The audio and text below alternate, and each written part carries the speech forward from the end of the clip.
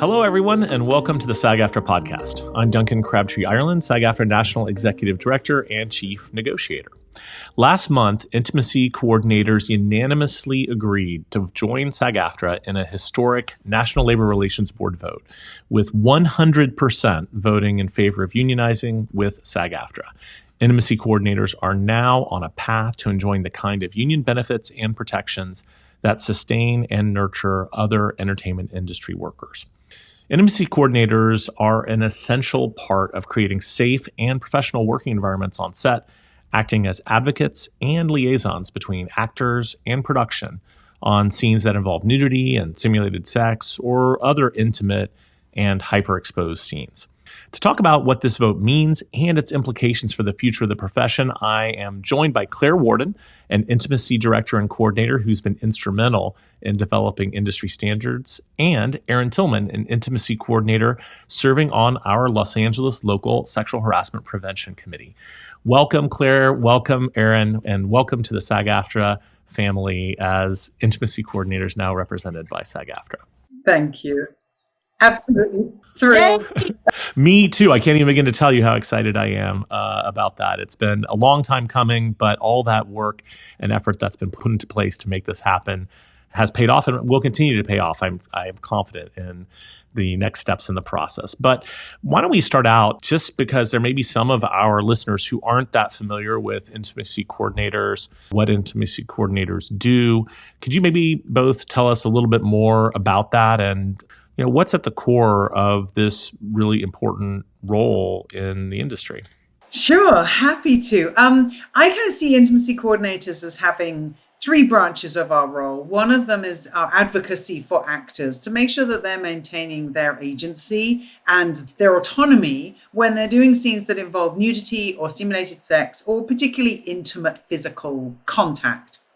And making sure that they are fully part of the conversation and decision and that they maintain their say over what happens to their body and what of it is seen.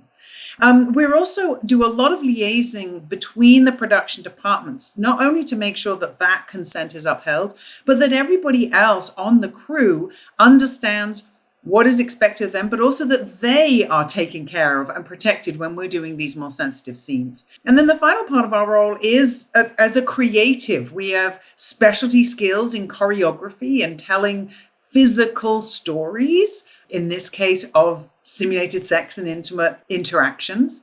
So we're also helping to really specifically craft those stories so it looks like the thing is happening on camera, but it's not.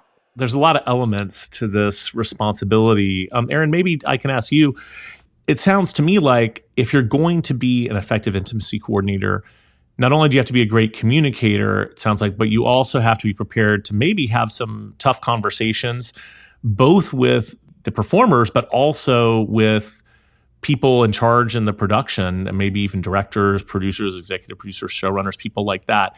How do you navigate those challenges? Yeah, I mean, I also want to mention that I'm a certified sex educator as well. So I bring in a certain element of expertise around talking about bodies, talking about gender, talking about identity, talking about just normalizing, talking about these things, because we live in a society that's very shame-filled about these topics. A lot of us didn't have great sex ed in school. So there's always this hush-hush nature around these topics and body parts and things. And so yeah, it's really important that someone like us, that we come in and just make everything like just normalize in a very unnatural, not very normal situation of filming simulated sexual situations. Yeah. So, I mean, I know that for myself, I've had a range of experiences on various sets. The best case scenario is I go in and the production crew, director, actors already kind of know what we're doing. But it is a little harder for us if we walk on a set where people don't really know what our role is or aren't educated about what our job is. And so we're sometimes in the position where we're doing the job and explaining what the job is to people. So it's like this extra labor we're doing. So, I mean, I don't want to tell any crazy stories here on this podcast, but I've definitely had some experiences where there was more pushback. And that usually is because there's a lack of education about how we can be helpful to everybody. So SAG-AFTRA is going to be deeply helpful for us in that way. So if things do end up being a little harder for us. At least we know that we're not just going in as Erin and Claire by ourselves trying to advocate. At least we know that there will be more education in this process and just someone who has our back. So yay. Yay. And I assume over time that will also build because as I'm sure you both are well aware, we achieved for the first time a contractual obligation in the TV theatrical contract last year during the strike. Alongside the many other provisions that were achieved in that negotiation, we achieved for the first time a requirement for the companies to engage intimacy coordinators in certain types of scenes involving simulated sex and nudity, and to be responsive to performers' requests for other types of scenes beyond that, even intimate scenes. And so hopefully between that and this unionization and formalization of the role and contract terms for intimacy coordinators, that will start to build a better understanding in the whole community about both what your role is, but also the importance of that role in the broader picture, you know? Yeah, I think that's very true. And I think what was so wonderful about getting that contractual requirement in to the larger TV theatrical contract is that it is normalizing this role, it is legitimizing this role, but it is also the commitment of SAG to it says, this is a role that helps our members. This is a role that gives our working members, the SAG-AFTRA members, a better working environment. And change is hard. Like we get used to doing something one way and then someone comes and says, well, we have to shift a little bit. These are awkward, like Erin was saying, these are awkward, uncomfortable conversations. If I don't have to have them, I'd rather, avoid them. And I understand that as a human being. It's always hard. Like if you've built your career and done really well in one way and then someone says, you have to change something, that can be scary. But I think what people are really starting to realize is that this is a change that can actually be so helpful, that can actually relieve so much stress and pressure and expectation and weight from the director, from the first AD, from the DP, right? We're actually in there to help make these scenes better in the same way as you get some incredible stunt coordinators that might come in to help create a piece of violence, or you'll get some incredible movement experts that will come in when you're doing the zombie movie and we want to make it look like or Planet of the Apes and we want to help the actors safely, sustainably play that role. It's an expertise that is now taking pressure off a lot of people and having the focus on something that might have got dropped before because everybody else is trying to do their job. This is here to help actors and all the creative and the production crew. Let's learn about it and figure out what it can bring. Yeah, and I just want to add to that too. I mean, the amount of ADs and PAs who have told me, oh my God, I had to choreograph a sex scene way back because there was no one to do it. And people were like, hey, will you just do that? Like, they're like, thank goodness you're here.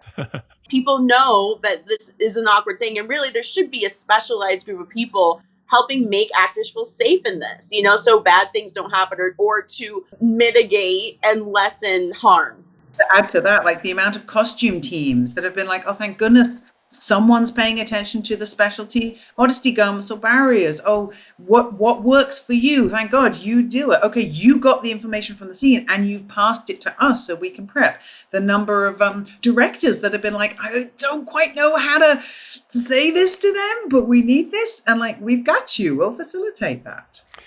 Yeah, no, I mean, we've come a long way, I think, in those conversations, in large part thanks to the efforts that the intimacy coordinators on the forefront of the movement to build this profession have really done. And, I always think back, one of my first jobs when I started at Screen Actors Guild at the time was to do some bargaining history research. And some of that research actually was related to issues of intimacy garments or whatever the right term would be but this is from back in the 1960s. So you can only imagine what the bargaining history notes from the conversations about that in the 1960s were like. So I think making progress in this area has been really, really important. And I would think, hopefully we're in an environment now with the greater awareness that Me Too has brought to our community of the importance of really handling these things in an appropriate and professional and sensitive way so that everyone can be comfortable and you can achieve the performance that needs to be achieved, but do it in a way that's not traumatic for the people involved in the process. All the actors that I've talked to who've worked with intimacy coordinators have been super appreciative of that guidance and the comfort that I think comes from having someone who can be an advocate in that way. But speaking of advocacy, let me ask you, so just recently, as I mentioned in the lead into this podcast episode, there was the vote that was held by the NLRB and the intimacy coordinators who were voting, and that voted unanimously to unionize with SAG-AFTRA. What really drove that movement? Like, why was that important to intimacy coordinators? Well, I would say it was funny when on the day of the vote, I was lucky enough to be in the New York office, and Erin, you were in the LA office, so we were there to see it. And as I walked into the New York office, Rebecca Damon, our incredible husband, who's been such a wonderful supporter of us, came in to watch with us and reminded me that 5.5 years ago, I was at a Wages and Working, because I was a member of SAG as an actor, and I was at a Wages and Working committee meeting. And I went up to her and I said, look, I and some of my colleagues are working in this new field, and we'd love to talk to you about it because it greatly affects SAG-AFTRA members. And we really think that it's something that we can build more movement, and we can build some protocols around. And she was like, okay, let's have lunch. Let's talk, right? And that lunch led to a conversation with Gabrielle Carteres and David White, and to a kind of building a relationship with intimacy coordinators across the country to really find out how the work that we were building could integrate and work with the industry and SAG-AFTRA as it was and where it wanted to be. And I think that's something that's been really important, is that whenever I think you're doing organizing efforts, of course we have this is where we're headed, but we have to stay really present in what's the situation now and how can we keep improving on that.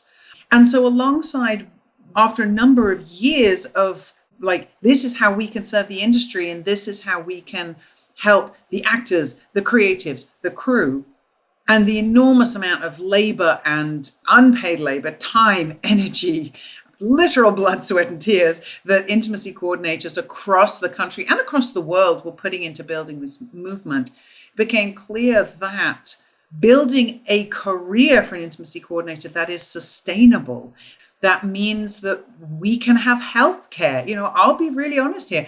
I haven't had health care for half of this year because I've been working solely as an intimacy director and coordinator, and we don't have any protection. So I am unprotected because it's incredibly expensive to have healthcare when you're not connected to an organization. And so it's those basic protections and unity, because then we can all be like, well, these are our minimum fees. All the things that the unions bring for us allows us not only for the people that are working now to be sustainable, but also to build this as a career that many generations can come afterwards. So every production, wherever it is in the world, that has an intimate scene or nudity or something like that, knows that they can have the full support they deserve, because this is a legitimized and supported career that there are many people that can do it. Yeah, and I would just add to that as well. I mean, it's just deeply important that it not just be Erin, the individual, going in by herself. I mean, we usually, when I work on productions, I'm the only non-union person there besides a production assistant. And, you know, if we're working with the directors, you know, there can be a power dynamic in play. And like, I'm tough. We're tough as intimacy coordinators because we know when we need to walk in. We know when we need to say, well, let's look at the contract and writer of what the actor wants to show, how they want to perform in terms of intimacy. And sometimes I've had to bring that up. And so again, it's going to be very helpful for us. I think why intimacy coordinators are super excited about unionizing is it just feels like we won't have to do this by ourselves anymore.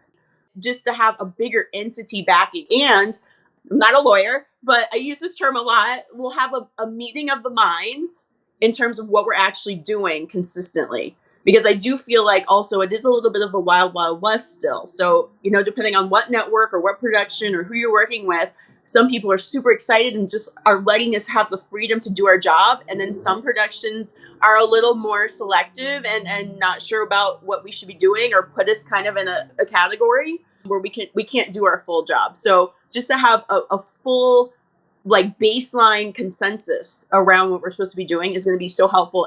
Yeah, I mean, that certainly resonates with me. I mean, I think when we just look at the events of last year, the events of this year, clearly having a union, a structure where you can bring everyone together and speak with one voice on these common issues, it's very beneficial in a number of ways. Creating those standards, that also gives you the freedom when you do negotiate your individual deals to focus on things that matter to you, that are above and beyond what those minimum standards are. So you don't have to spend all of your personal bargaining leverage just achieving the minimum standards. And we heard that so many times, especially last year, even from super high profile performers, for example, in connection with AI, where they're saying we don't even have enough leverage to negotiate the basic terms we want in AI. We've got to do that collectively and together. So I think it's really exciting. And of course, it's going to be exciting to see where we can go with a collective bargaining agreement for intimacy coordinators, because really, in a way, we're starting from a blank page on that and be able to really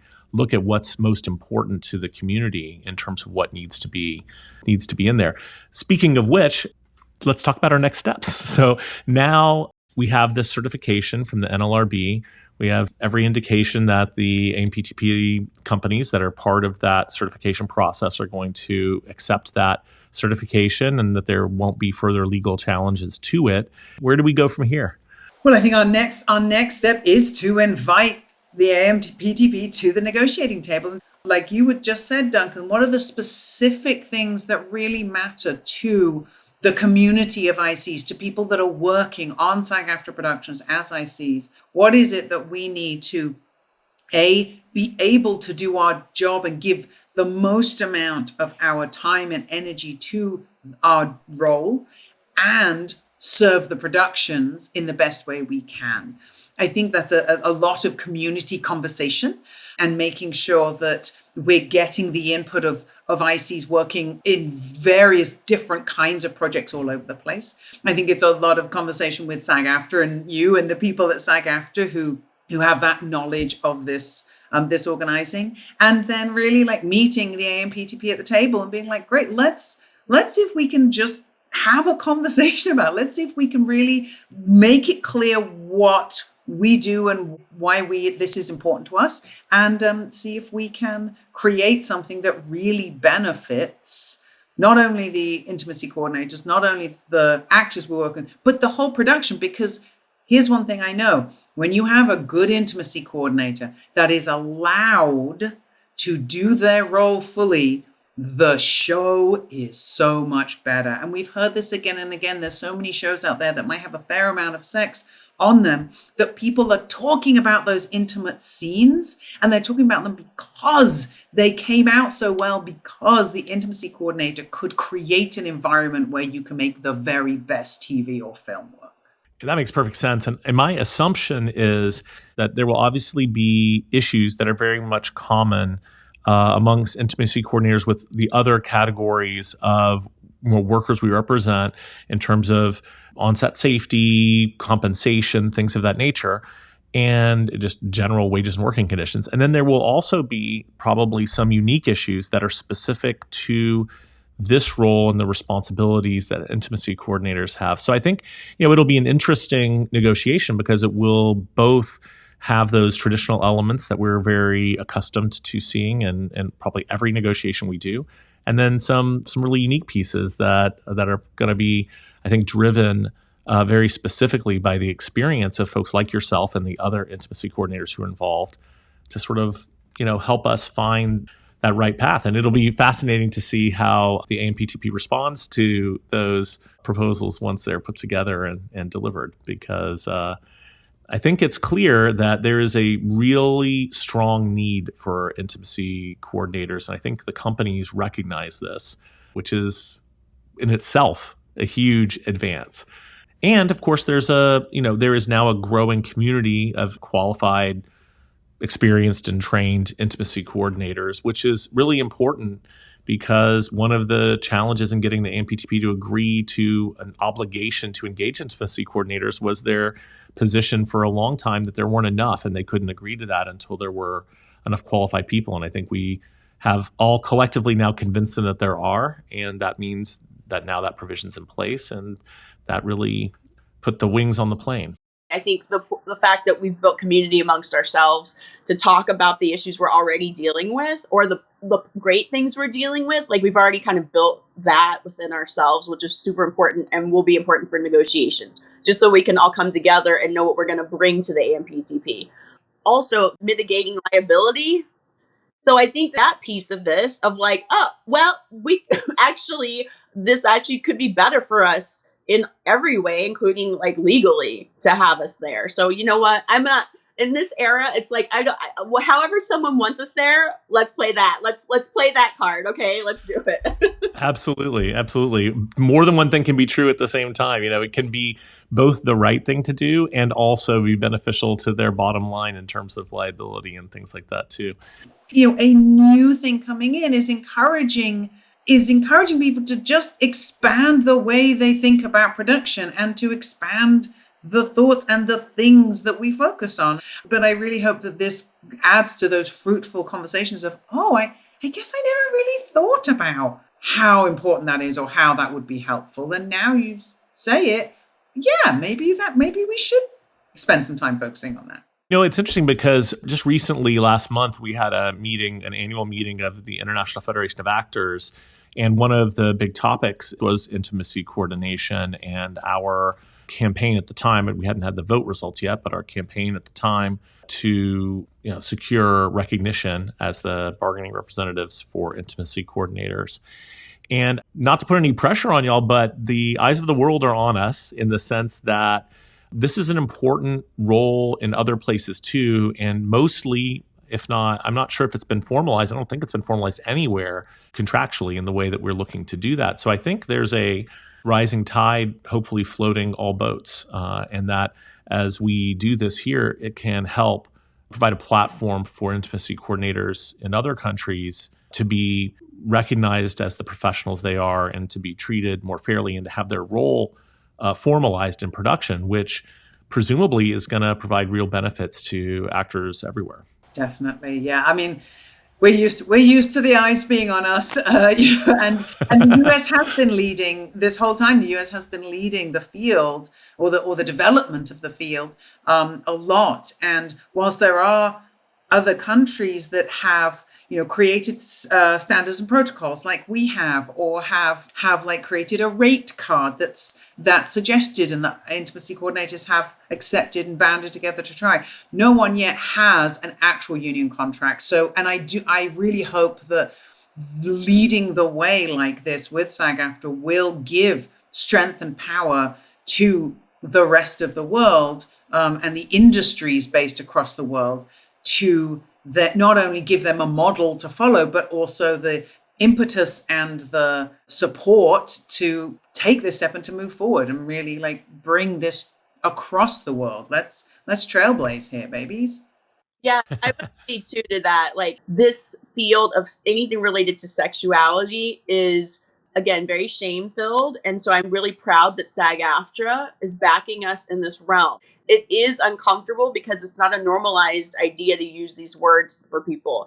But again, and I'm very excited that there's a legitimate mainstream profession like acting and TV film production that is recognizing this as legitimate. And I think it's going to actually be like something that spreads into just society around normalizing these conversations and normalizing that our bodies are not something to be shamed about, and actually it can create beautiful art. So if we give people, actors, performers, the parameters to feel free to perform within that. I feel like the education has improved, but I still think there's a long way to go in people developing a comfort level. And frankly, even as a parent myself, it is kind of a daunting thought every time it's time for one of those conversations. So having folks who have that kind of skill set and background and education, I think, and training is a really, really great thing. Do you see that being different when you work across different platforms? Obviously, the contract that so far we have this obligation is our TV theatrical contract, so that would cover film, television, streaming projects. But of course, we have a lot of other contracts as well. Do you see different sort of new media platforms and different settings as calling for different approaches by intimacy coordinators? I think the foundational approach is very similar across platforms and across different media. There's the principles are our bedrock, and then the protocols are how we deliver it. And the principles are the same, which is that agency, which is advocacy, which is inclusion, which is the language we use, which is reducing shame, which is these approaches, which is a creative approach. But the protocols, like how we actually deliver that work, is going to be different depending on the size of the group you're working with, the media. Motion capture is different to kitchen sink narrative drama, right? Working in video games is going to ask for different final products. And so the way that we create can be adapted. I think what's important is that we understand the fundamental fight for basic human rights, dignity, and respect for actors, and that we remain connected to our principles, but able to adjust to what the show or medium or project requires in this moment. That's how we do it. That's how we do it for humans, right? We work with humans. Every human needs a slightly different thing in order for this all to click together. Every project is different. So yeah, I think we should be flexible and adaptable whilst maintaining the bedrock of the intention and the foundational principles of the work we do. I would always also add to that, I feel like there's been a conversation around some ICs around reality television. And I don't know, I don't know if, because reality a lot of times doesn't have a contract or a union or, it's very much its own thing. But I also feel like, especially if it's like a dating show, there's been a conversation around, could we do that? So I think there's possibilities there. And also to Claire's point separately, I think it's really important that we all still have our same individualized style of how we do intimacy coordination as Erin, as Claire, as each person, so that we all have our own kind of flair on it, but we all are kind of doing the same type of basic things, checking off certain boxes for sure. What advice would you give to actors, let's say, who maybe haven't worked with an intimacy coordinator before, but have now been cast in a role, or something's going to happen where they are going to be working with an intimacy coordinator? What would you say to them about that? How do they best connect with and coordinate with you to make your job easier and also to make their experience the best it can be having an IC involved? I would say the first thing is that you should expect a one-on-one conversation early on in your process with your intimacy coordinator. And if you don't get that, ask for it. And to be really honest with how you're feeling, with your questions, with what you know, with what you don't know, with what you want, with what you're nervous about, with what you feel really confident about. There's nothing wrong with your no. There's nothing wrong with your yes. Like, this is about what do you need to do your best work as an actor. And we want to deeply listen to that in detail and then support that. You can feel shy and you can feel awkward, and you might want to be like, I know all about, I'm a good person. I know about consent. I know, and it doesn't matter. Just be like, oh, do you know what? I'm really nervous about that. Really happy to show this. I'm not sure how to do that. And I'm worried about this thing. And there is nothing an intimacy coordinator has not heard before or cannot hold. So allow us to hear what you need, and then we will serve you. And feel free to ask for one if you haven't been given one. Even if you're like, well, okay, maybe it's only a kissing scene and production have told me that we don't need one, but I would feel better if I had one. Then I want one. Like, that is your right, as are so many other provisions of the contracts. That's so great, Claire. I would add to that in the sex education realm, there is a go-to if people are saying, oh, I'm okay with everything. It's like, okay, well, would you be okay if someone poked you in your eyeball? Oh, no, not that kind of thing. So to Claire's point, really be honest. And like, this is the moment where you're being held. We're helping you. We're holding you. We're holding space for you to really be honest about what you're comfortable with and what you're not comfortable with. And we're going to have your back, and we're going to back you up in that. And that is really important for actors to know and hear, because I think for a lot of time in this industry, that's not been the case. And they've been advocating for themselves, or just, okay, I'll just say yes because I want to get this job. I want to do a good job. And so now it is a new era of feeling like, oh, I actually can be more honest about how I feel and what I actually want and don't want. If I could just add one more thing as well, which I don't think actors get told, which is in this moment now as we move forward in the world, it is our personal responsibility to really start to understand our levels of discomfort, and that this work is not always going to be comfortable, but we do need it to be sustainable, safe, and not cause you harm. And I think it can really behoove an actor to spend some time thinking about and learning what that edge of discomfort feels like. There's a scale, discomfort scale, and then the next part is pain, and the next part is trauma. So what's the pinch point? Learning your own pinch point of okay, that might be too far. I'm going to be nervous. I might even be a bit scared. It's going to feel really uncomfortable, but I know it won't take from me, and I won't regret it in 5 years' time when I watch back or when that's out there forever. I think that's a thing. Like TV film, it's out there forever no matter what. So spend some time really getting to know the boundaries of your discomfort, and you don't have to not do it because it's uncomfortable, but know where your edge is. Yeah, so I guess sometimes things that are healthy may not always be comfortable, but right. They may be and that's how we grow, right? That's how we Yeah. grow. That's where we sometimes get our best achievements, is leaning into that discomfort and knowing if for the right reason, for a specific amount of time in a specific place, that we can find a growth edge at that point. Yes, consensually. Exactly. Yeah. Absolutely. Well, let me just say, if I may, be so bold on behalf of our leadership and the members and the other ICs, thank you to both of you, Erin, Claire, also to people like Alicia Rodas, who've been so instrumental in bringing this movement forward over this time period, because I think sometimes people don't realize how much work it is. And I mean, this is volunteer work on the part of all of you, how much work it is, and also the courage that it takes to help lead these initiatives forward, especially because of the way this industry operates sometimes. So I just want to acknowledge both of you and thank you for that. And also thank you for being here on the podcast. I mean, this is just the beginning of all of the education that we need to do for our members. Obviously the ICs who are now going to be represented by us in that whole process of developing proposals and negotiating, but also continuing to evolve our education of SAG-AFTRA members who will be working with ICs on sets and benefiting, like you've just described, from your advocacy. And really appreciate you both being here on the podcast so we could share this with all of our listeners. And there'll be more to come for sure. So thank you, Erin Tillman. Thank you, Claire Warden, so much for being with us today and talking about ICs. And for all of our listeners, you'll hear from us on the next SAG-AFTRA podcast.